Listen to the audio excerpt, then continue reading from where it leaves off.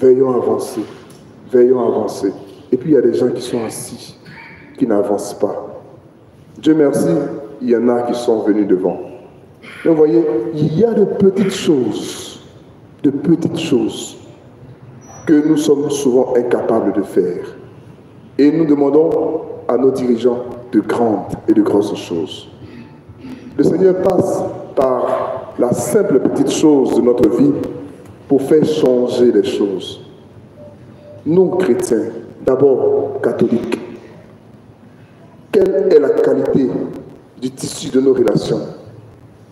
Est-ce que nous nous entendons?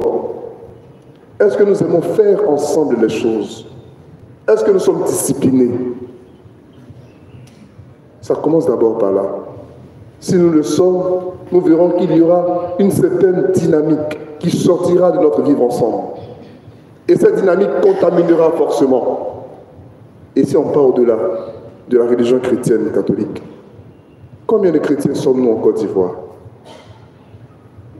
Quand nous entendons la parole de Dieu, est-ce que nous lui donnons de la consistance et du contenu?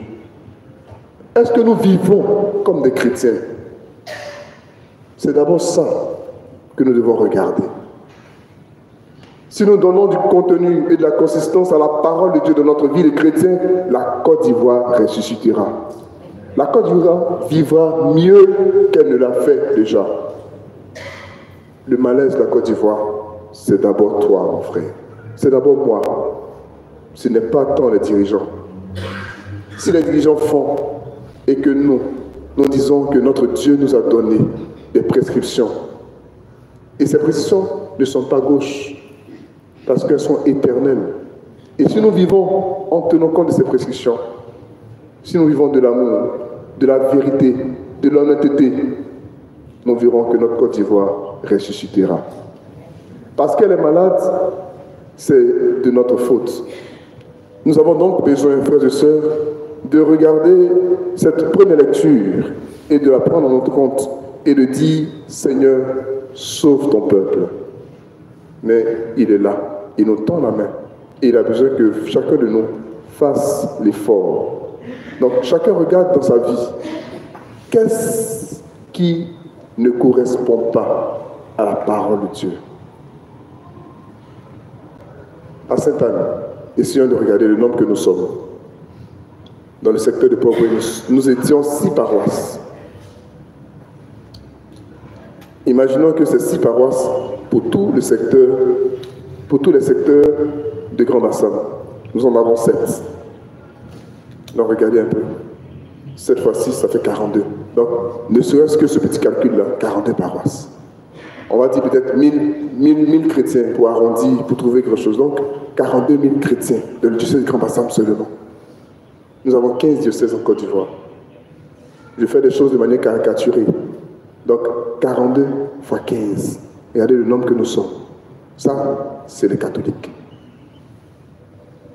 Il y a les assemblées de Dieu. Il y a les méthodistes. Il y a les DIMA. Tout ça, c'est chrétien. C'est la Bible qui est notre boussole.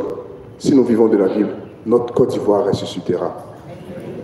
Donc, bien souvent, frères et sœurs, quand nous célébrons notre fête nationale, nous avons besoin de nous interroger sur ce que nous sommes comme bénéfice pour notre pays. Ne regardons pas tant ceux qui nous dirigent. Oui, ils ont leur part, mais nous avons, nous aussi, notre part.